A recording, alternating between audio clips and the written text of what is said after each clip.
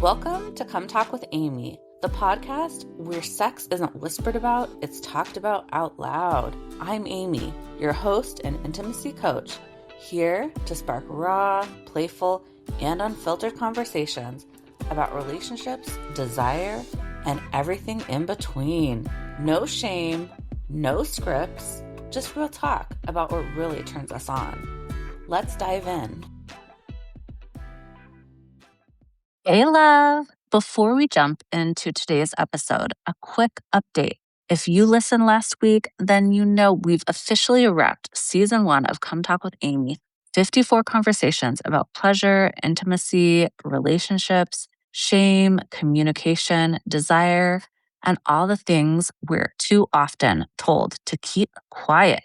I just want to say thank you. Whether you've been here since episode 1 or you just found the podcast, thank you for listening, sharing, leaving reviews, and being part of this community.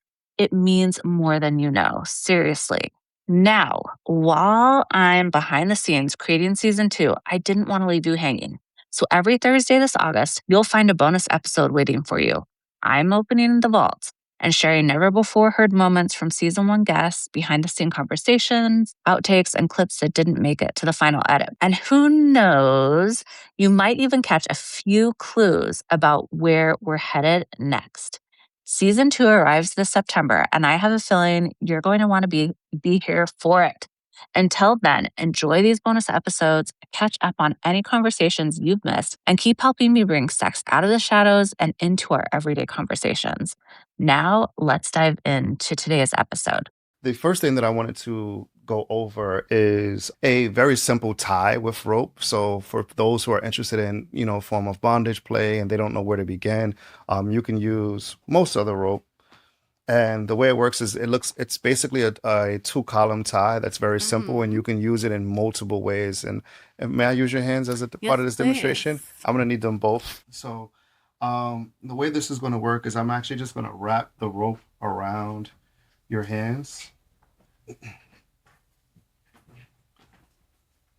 I'm going to wrap it around, and I'm going to tie this part of the rope together by doing something like this. I'm going to go in between your two hands, like so.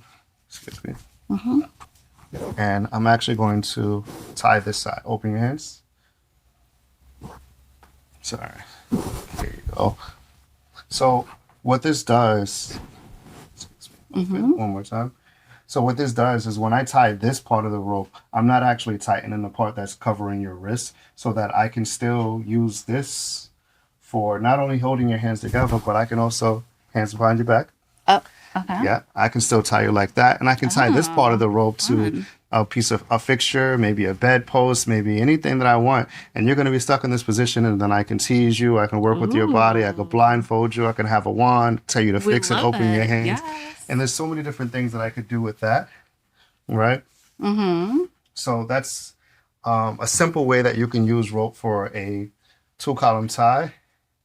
And it's very comfortable. Was that hurting your hand? No, it was comforting. I was being held. I wanted to show the fire play for your guests that weren't familiar with what fire play may look like. Yes.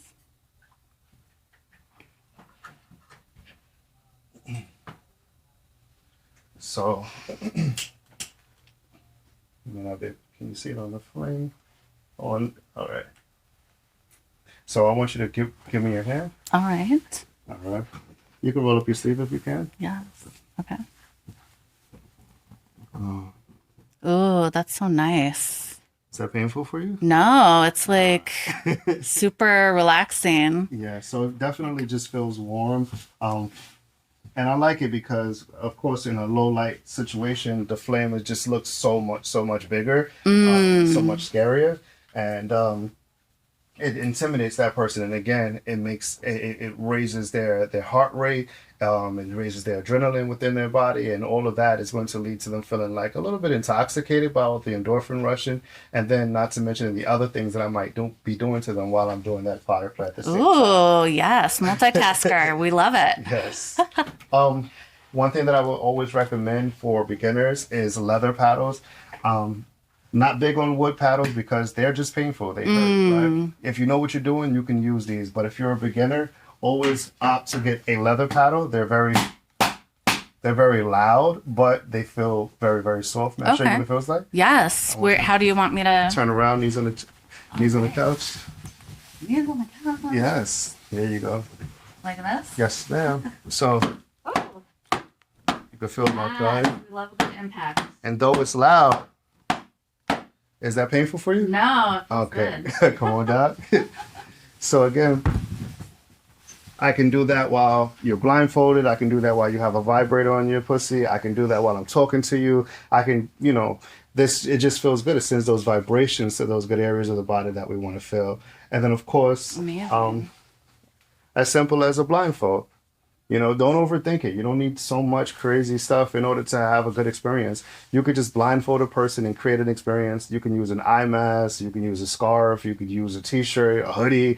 Doesn't really matter, as long as you get them to keep their eyes closed while you tease their body with other things. So I'm a big fan of using a blindfold and dripping warm oil on my partner. So again, coconut oil is the best thing because it can go on the outside and it could go on the inside.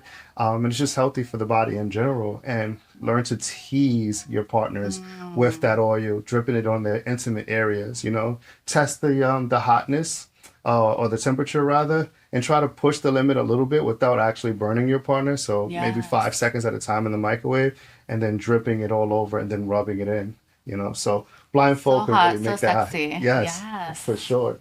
And last but not least, I could not leave without flogging you a little bit. I know. I could not leave without Back flogging. to our origins. We need to find out where those pictures are. So what I'm going to have you do. All right. Actually, I think I could use that chair over there. Okay. So you're going to get back in that position where you were bent over. Okay. I'm going to turn the chair a little bit to the left right here. That's perfect. Okay. That's perfect.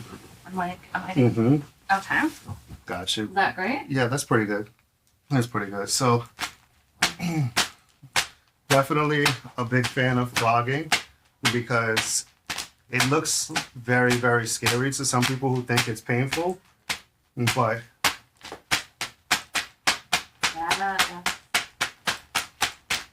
is that painful for you? No, it feels great. Yes. I love the idea. I like getting lost in time when it comes to flogging, just losing track of time and just getting the body all worked up, getting the nervous system to come alive, and again getting that blood flow going all throughout the body so that when the other stuff begins you're already warmed up. So that's what I like to use flogging for. And again, pairing the flogging experience with other stuff is super important. So don't forget your vibrators. Don't forget your nipple clamps. Don't forget your blindfolds. Don't forget any other thing that you may be using to provide that extra stimulation while you're flogging or doing whatever you're doing. Allow yourself to be greedy. Yes, be greedy. We love it. And thank you so much, Sir Marvelous. Thank you. Thank you. That's all for today, lover. Remember to masturbate, lubricate, and get ate. If you liked this episode, share with a friend, subscribe, and as always, thank you for coming. Please come again, and come again.